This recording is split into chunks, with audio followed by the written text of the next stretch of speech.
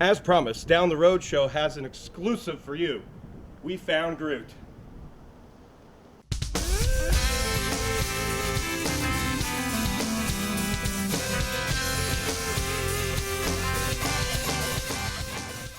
It's like it's that whole thing where like really tough guys are also really nice. I think that's what the alluring aspect is. I like the comics version because he's just a narcissistic ass. Because he's a prince of a planet. And before he started saying "I'm Groot," he actually spoke full sentences all the time. Usually he would talk down to Rocket, and that's why Rocket hangs out with him. But this one's great because he's he protects people like a tree. He's the giving tree. So and also he's got that whole sort of simple monster thing. Say hello. What's your name? What's your name? Cedric. What? I mean, my name is Cedric.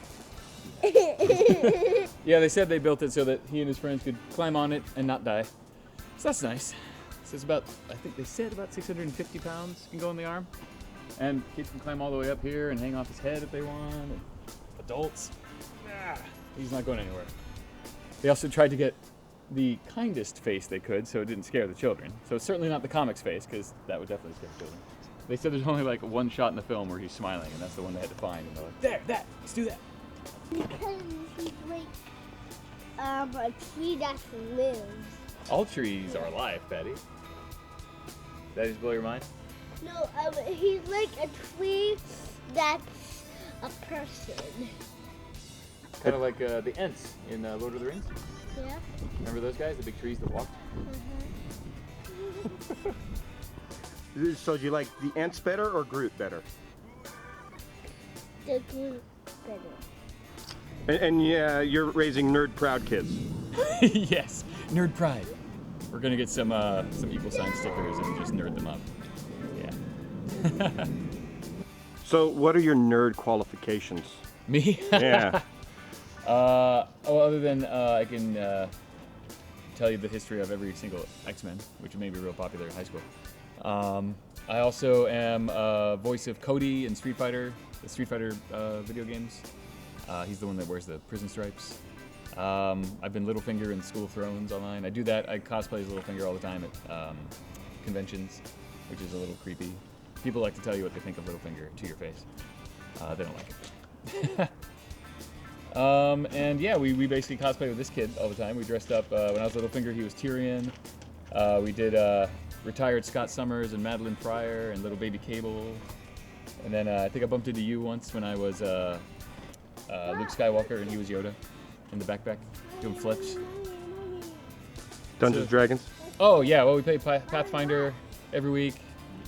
One Pathfinder every week, another one once a month. We do a lot of Pathfinder. A lot of gaming. I do shows that are, I do like a 1920s radio serial podcast, but then we do another kind of sci-fi stage show where we bring people up on stage. They can be whatever they want, and if they want to be in the show, they fill out a little form and come up with a character. And we do standard tropes like time travel, sci-fi, post-apocalyptic, space travel.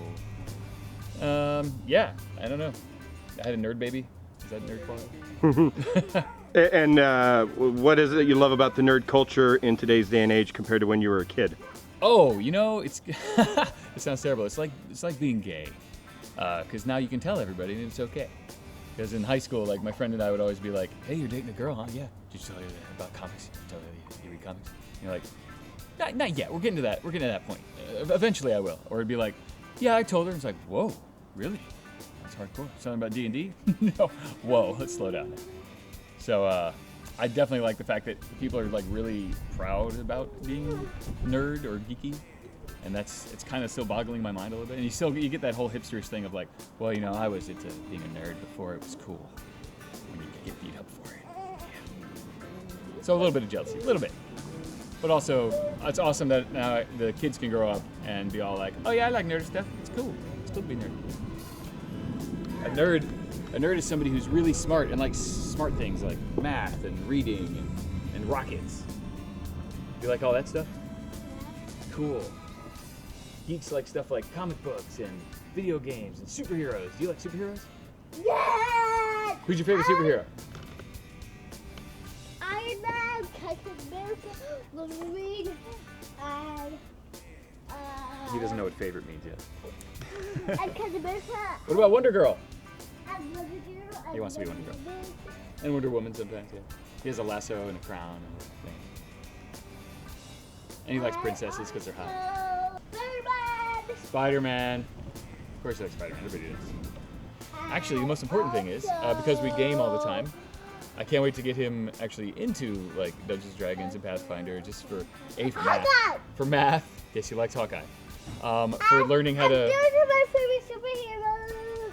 for learning how to be how to socially interact with people properly, because it's a small group and you have to learn how to, even in your imagination, how to react properly with your charisma score and your intelligence, and even the people at the table when you're, say, ordering Chinese, or you don't want to be that guy that they don't call to come play, or after the game they go, God, what is wrong with that kid? So it's like a little microcosm. I'm kind of rambling on D&D, sorry about that. But basically, yeah, creative imagination. I'm an actor and a writer, so being able to just let your mind go nuts. Studying improv is really all about just saying yes to whatever comes out of your head and not suppressing creativity. So that's what we're sort of trying to do with him, as well as discipline. They got it. But then you wind up with kids with swings on their heads. We're fine-tuning it. What are you gonna teach Addie about it as he gets older? Not to break it. That the value of the house has gone up, and you should appreciate that and be thankful. And that Daddy is awesome, and he got you this Groot swing through the power of his awesome. I'm gonna use this. I'm gonna leverage it as much as I can. Also, that if he's bad, Groot will come alive and rip him out of his bed and take him away into space. No, he might like that. Never mind. Eat him. Yeah. Sorry, what? So here's how it got leaked. Apparently, they wanted a celebrity to come. They didn't know who because they didn't know who was going to be able to make it. So finally, they just called, they knew somebody who knew James Gunn. So the production staff sent it to this guy who sent a picture and a little one sheet about what this is. And I guess James Gunn, instead of being able to come or writing back, went, cool, and he posted it online to his Instagram. At which point they were all freaking out. They're like, take it down! So he took it down, but unfortunately it had already gone to all his other ancillary things, and they have their own caches, so it was over.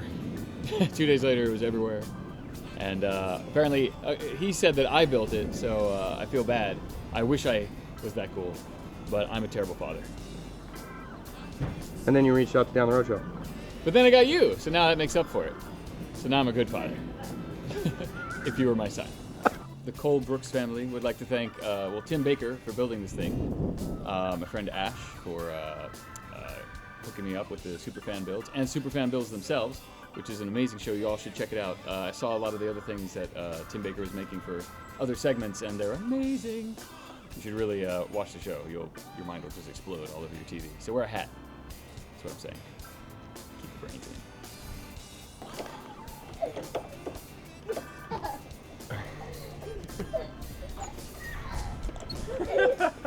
It's time to hold my wings. Whoa!